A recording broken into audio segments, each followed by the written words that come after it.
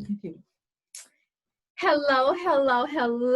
We are back for another session today. I am super excited for our special guest. We have Roz Martin with us today. And before, hey girl, hey. So, as you all know, we are in the month of September and this is Self-Improvement Month, and I'm inviting individuals to come and share their journey with me. My name is Tiara Jackson. I'm the visionary of Kingsskid, which is where we educate individuals on how God creates, covers, carries, and crowns us in personal, professional, and mentor-mentee development. So our special guest we have today, her name is Roz Martin. Thank you for joining us. No problem. I'm glad to be here. This is good.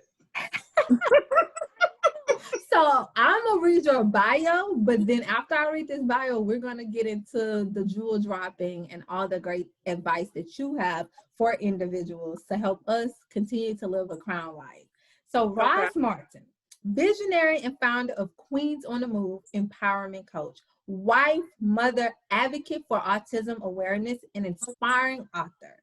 She helped women overcome generational barriers so they can build and maintain healthy relationships.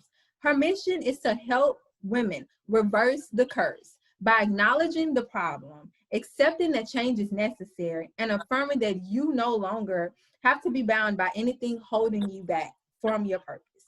She hosts workshops and she has a community, Queens on the Move, as a Facebook group. And then on Instagram, her Instagram is Queens on the Move 1. So I'm excited to have you talk about how we're going to move forward in this. I'm super excited. So we're going to get started with my first question because when I first found your group, I thought it was so interesting that our missions was very similar.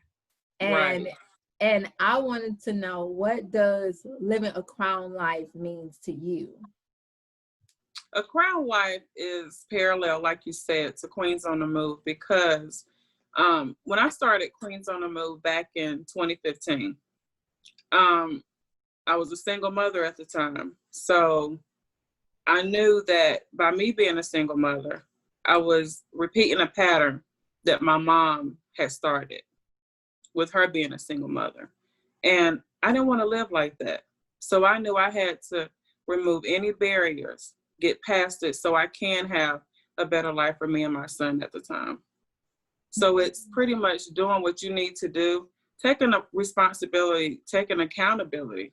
You know, we're not perfect. Life isn't meant to be perfect, but living a crown life, you just got to accept the responsibility. Yes, and you talked about responsibility and accountability. Yes, I think that's what you have done a great job in doing, is holding us accountable as women, even in your group. So when did you realize that you needed a community of women to be around you to hold you accountable? At what point did you realize, like, okay, I need this? It's interesting because I remember my husband now, but at the time we had actually reconnected from high school, and we were just having a conversation, and it was like an aha moment for me, like, this is what I want to do. So when I started the group, I didn't even necessarily think about it as a community until people started pouring into me like, you know what you're doing? You're helping me. And I was like, wow, God, this is bigger than me. Like, this is really bigger than me. And even now, it's still getting bigger and bigger and bigger. So for you to even mention, I'm like, wow, I never really thought of it like that. Yeah, because I didn't know I needed to help somebody. Right. And even, I think even with some of the questions that you ask in the group, it's like, that, like, the questions are so penetrating that you have to sit in that and you have to really think in that, and it forces you to go beyond surface. Like, it's not a surface level question like, hey, how was your day? It's like, no, exactly. how's your heart? Are you prepared to have this conversation? And I really appreciated that. So you didn't even realize that You needed the community when you met, reconnected with your now husband, but then you created it, not realizing that you were creating the community. I didn't know how big it was. And like you were saying, nothing with me is ground surface. Like, I have to go deep. I'm a deep person. And some people are like, why you have to be so deep? But that's just who I am. I mean, because I don't like excuses. You know, excuses are for the incompetent. We're not made to live in excuses. We're made to live in purpose. I like that. I like that. So what I want you to talk about the benefits of having community, because so many times we can get into this, well, I don't need nobody, I'm gonna do this by myself. But I want you to share with us the benefits of having a community in your life, that community and accountability, because you can have community but no accountability. So I want you to talk about the importance of having both. I think for me, community is important because you're taking away the selfishness. You're taking away the I. And you understand that not only are you helping yourself, but you're being of service. That's what God wants us to do. Not just be for ourselves, we have to serve other people. That's what he wants us to do. So in being in a community, it's more than you. And until you get over that selfishness, until you get over the fact that I don't need nobody, you're going to be stuck. So you can't move forward until you get, and I think the best example is always, is in almost any circumstance, is Jesus. He had 12 and he didn't need 12. He chose 12. He didn't need them to come and be like, hey, come save humanity for me, bro. Like, he didn't need he didn't need that. He chose it. So I think that's a great example also for us to follow, to be selfless and knowing that we need it in order to reach the purpose that we have. So this, you kind of answered it, my next question, but I still want you to elaborate on it.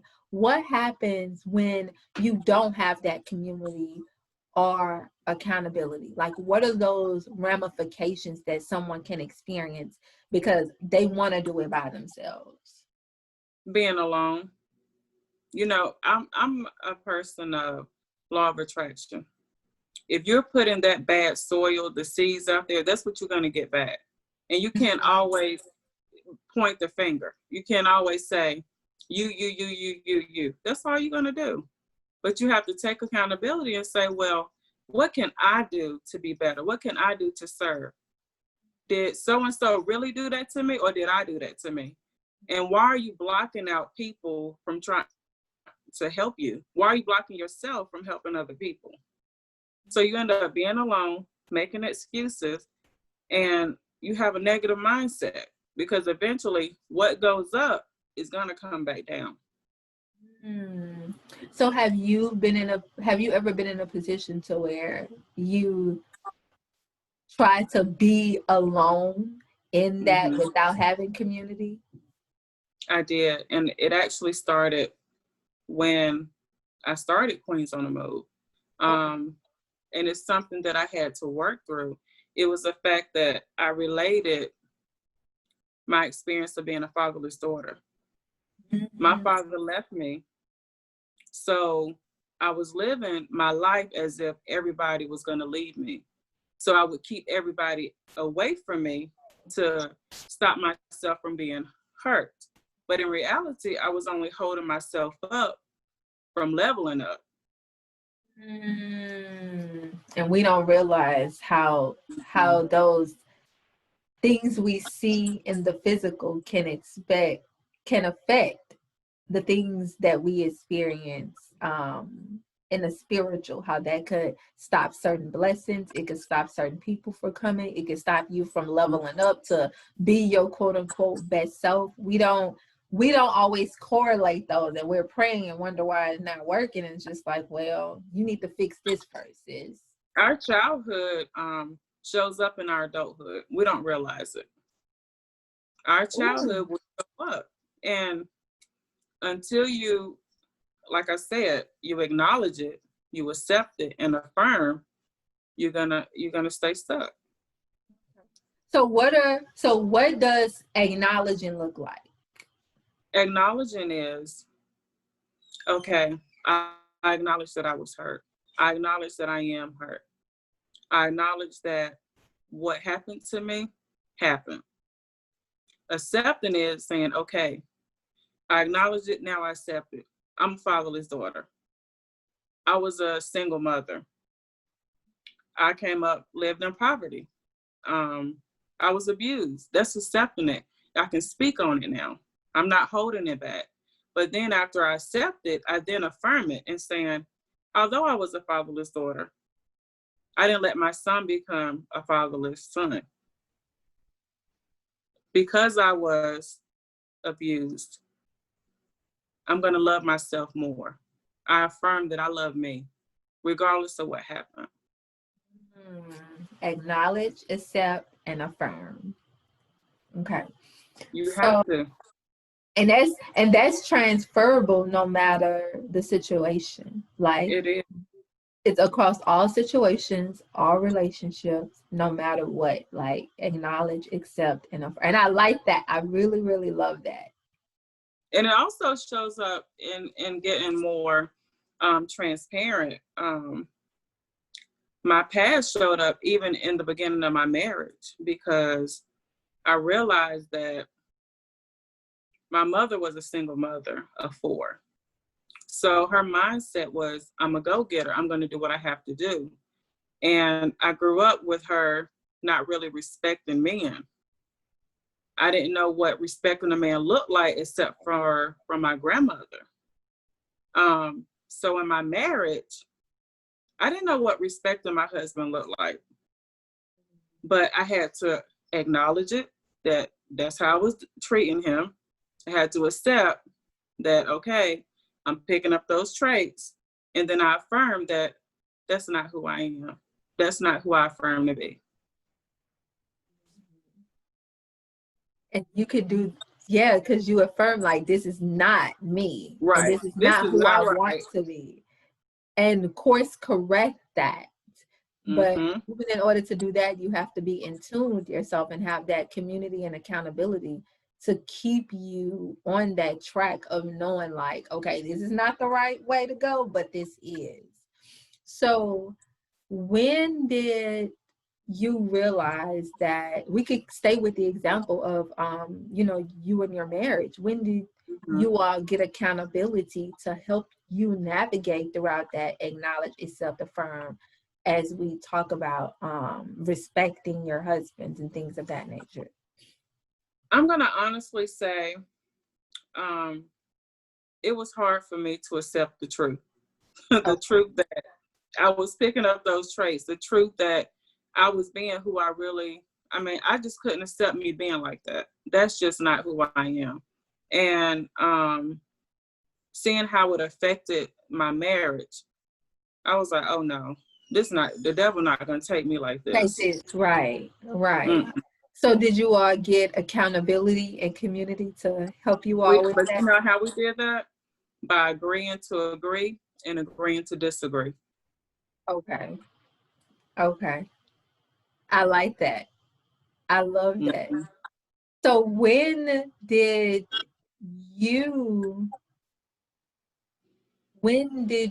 you go about creating community outside of your marriage? Because I even noticed sometimes your husband is in the group, like he's in the group commenting and stuff like that. So at what point did you realize that, okay, like, I could maintain my marriage, like I'm those old habits are not showing up, I'm in a healthy place where I'm able to give the other women to help them acknowledge, accept, and affirm? When did that transition happen? It happened from the moment I decided and affirmed that I wasn't going to be like that. It happened when I accepted the truth. It happened when I was ready. I was tired of being like that. When you're not tired of something, you're going to let it continue. The cycle is going to continue. For women who are in abusive relationships, they're not going to stop until they get tired. For people who even overweight, they're not going to stop eating the way they do until they're tired of looking like that. I mean, it's just different scenarios. When you're tired, you're going to change. Right. And So, when you're tired, there's a pivot that causes exactly. that next stage to happen. So I feel like God takes me. It's just interesting because I remember specifically, I was on a live in the group and I was doing a Bible study, and I said, if I have to go through hell for somebody to be saved, for y'all to get y'all breakthrough, then I'll go through hell. I promise you not. After I made that, my life went through hell. But you know what? I know the glory of what happened on the other side. That's when I also realized it's not about me. You know, this is bigger. God is using me. So every level that he takes me at, I know he's taking other people higher with me. So, because you literally said that in a group in a Bible study, if I have to go through hell to make sure that y'all reach God, I'm gonna do it. And then you literally like went through it. And that sometimes would deter people away from being like, you know what, I don't want to be responsible for saving souls. Like, I thought about it. I told my husband, I said, look, this ain't for me. They don't need me. You know, that could be so rough. And, you know, honestly, what helped me is, and it's interesting because my mother is the one who said, this is your purpose. You helping me. And to know that, I'm getting emotional. And to know, like I said before, she was a single mother. And I know what she endured, but to know that I broke the curse. Yeah. And now I'm reaching back and I'm helping my mother. That's what pushes me, because, honey, if I don't post in a day or two, she is, Roz, you all right? You're gonna go on Queens on the Move? I mean, she holds me accountable. And I would have never thought she would be the one pushing for me to do this. To do it. So let's talk about, I want to dive deeper into how do you go about creating community for someone that's looking to just start community, to be in community. How do you do that? How do you identify the community that's good for you? Because all community ain't good community. So no, it's not. how do you, so what jewels would you drop in someone's crown about going about to be in community or finding community? Honestly, from experience, you have to know who you are. You have to know who you are, because if you don't, from experience, you will end up being who they want you to be. And you're going to lose your identity. And my new thing now with Queens on the Move as well is, what is God identifying you with? What is he identifying you with? And I had got myself into a business that I thought I was supposed to be a part of. But I realized, did God assign this to me, or did I assign this to me? And when I tell you the parallel, I left the company. I promise you not. That's when you hit me up about this. So no matter what you're going through, no matter where you are in building a community, if you are in tune with yourself and you're in tune with God, he's going to lead you to your community. Now, whether you like it or not, to he's your purpose. To the purpose and to the people you're supposed to be in community with, because he don't want you to do his work alone, because we're supposed to do it together. Do it alone.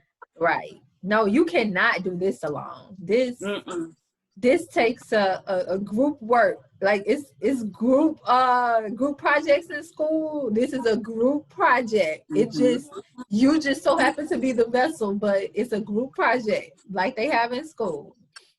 So, and that's what some women don't realize. Some women think, well, they get jealous or they start to feel less than. That's why I say you have to be in tune with yourself and know who you are, what you can bring to the table. Once you know what God purposed you to be, nothing else can change that, because what God has for you, it is for you.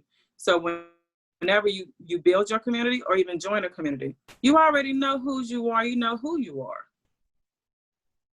And I think that's important because if we spend, one of my shirts, the shirt that I have for Kingsskid is crowned over compete. And I always say, you don't need to compete or compare yourself when God has already crowned you. So when you know who you are, you know who created you, and you know what he created you for, you and that other person could build collaborations that could create crowning moments that could release the nations. So we're not worrying about who backdrop look better. We're worried about how can we compete to help build the kingdom forward and push God's kingdom forward. And I think that's important too. So I'm glad you said that. Like, community isn't so much about the others, it's about just knowing who you are and whose you are, and to stand confidently in that. To stand boldly in that. And for me, you know, even just watching you, like, you do things in the group all the time, and this is kind of like my first thing doing something. So I was like, Lord, who I'm gonna pick to speak and what we gonna talk about? And I was interested because I didn't plan to do any of this. I did not plan to do any of this because my wedding was scheduled for September, and I'm like, I'm not planning a wedding in. I said that. And literally it's like, well, you got corona, so you had to postpone your wedding anyway, so you might as well do it. But and it's like, when you know who you are and you have that community, people say yes, like yourself. Like, I think almost everybody said yes to joining me in doing this, and I'm appreciative of that, because we have different missions and visions, but our ultimate goal is to bring God the glory and to save more souls, and to allow people to see and experience God in everything that we talk about. So I want you to touch on this because I know you touched on it in the group. So we have community. What happens when someone in our community hurt our feelings, and then we have what some may call church hurt, or we're scorned from that one experience where we don't want no more community? How do we heal from that to get back into community? It goes back to acknowledging, accepting, and affirming. Acknowledging, accepting, and affirming. And I think, you know, when we were kids, let's be honest, you know, our feelings got hurt. And as we got older, we were taught, well, you'll be all right. But even as adult women, we still have feelings. And I think accepting that I have feelings, and not only that, they matter. So I'm going to make the choice to either deal with you or not. And I think you can use that whether it's from church hurt, being in a community. Maybe things happen because they're just supposed to happen that way. It doesn't mean, and some people may feel that way about me, but it doesn't mean that I'm a bad person. That's just how things are supposed to be. And sometimes things happen like that for God to show you, well, maybe it's time for you to go another route. Maybe it's time for you to go my way. Or I'm going to take you higher, or I'm going to take you this way. So There's so many different avenues and ways to look at it. But you have to acknowledge, accept, and affirm. Acknowledge, accept, and affirm. Acknowledge, accept, and affirm. And I think that's important. Like, I'm so happy you brought up the fact that when we get older, sometimes we're taught you will be okay, but we do have feelings. Like, just because you turn 18, just because you turn 21, just because you turn 30, those feelings don't stop. You still feel and you still have those emotions. And it's important to know that and know how to deal and process those emotions so you can move forth into the purpose that God has for you. And not only that, as we get older, it becomes more of a respect level. You know, you may not like what I say to you. You may not like that you got hurt by me, but respect is respect. And if you feel hurt by somebody, I respect me enough to either walk away or let's talk about it. Let's communicate. You know, you have to decide that for you, what you feel you need in your space. Right. Because community can be overcrowded sometimes. Sometimes you want that space and say, okay, you hurt me. Let me take a little break. Let me decide if I want to deal with you. And that goes back to understanding the power that you have. You have the power to decide how you want to move forward with that relationship. And I think sometimes we lose that power or we give it away so easily to certain people or situations and things like that. And I appreciate you sharing that, because we do have that power, and the power is ours. I'm reading this book called The Memo, and I think right before the table of contents, it's a one blank page, and it says your gift is yours, or something to that extent. And I'm gonna just rephrase that for this context and says your power is yours. It is. And to understand that, and to stand in that, acknowledge that, accept it, and affirm all of that. Yes. So that's absolutely. I'm super thankful for you coming to share that with us, because I think we all need that. We all need the community. We are designed to be in community, and we need to learn how to process when we feel those feelings, and knowing that we have the power to change all of that. And that our feelings matter. You know, they matter when we're a child, they're going to matter when we're an adult, you know, because our relationships are more mature. So, you know, that's just what it is. Acknowledging, accepting, and affirming. And affirm. I got it now. I'm going to be around the house. Acknowledge, accept, and affirm. Those are some nuggets for when y'all, for your, you and your fiance. Acknowledge it. Accept it and affirm. That's a good one. So, thank you so much for joining me. I'm super excited to have you. I appreciate you for saying yes. And I'm thankful. You know I had to. I know. And you completely took me out of my comfort zone. But you know what? I acknowledged it, I accepted it, and I affirmed it. And you showed up and gave us the jewels too. You sure did.